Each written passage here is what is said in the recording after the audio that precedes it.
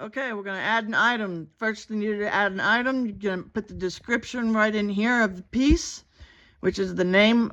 And then I always have all this copied and pasted and all that so that I can just go like here. If I want to go to upload, where I'm going to upload my pictures, I just press Control V for paste. We're going to get the two pictures. Since it's an anklet, it's going to have two pictures.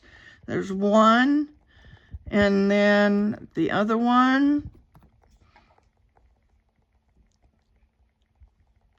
There. Since I do not have access to my invoices, I'm going to go over here to Hotsy Totsy, paste that into here, go to the correct item, and I'm going to get the description, which you'll probably just get it off your invoice. So you're going to Control C for that. Then you're going to go back over here to your item, put in the description, Control V, and then we're going to add a category. This is a star anklet, so we're going to go and put it in Paparazzi anklets. But since it's a star item, I also have a category for Americana. So we're going to put it in both.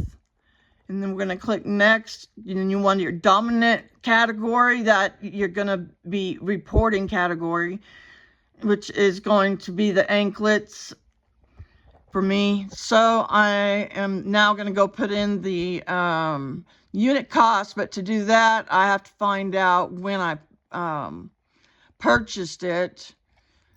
So I'm going to go over here and search my Facebook, and I put in the wrong description there. Hang on just a second. Let me copy this again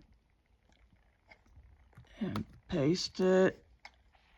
And then we're going to get a date of February 22nd of 24.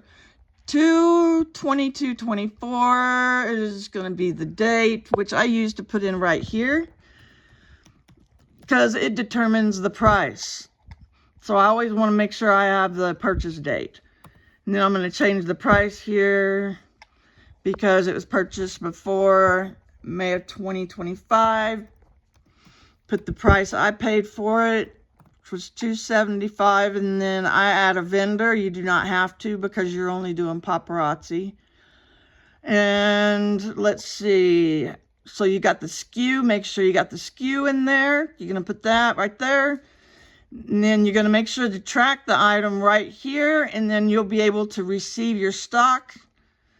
Mine is already received from importing the CSV file. So what you're going to do is click stock receive right here.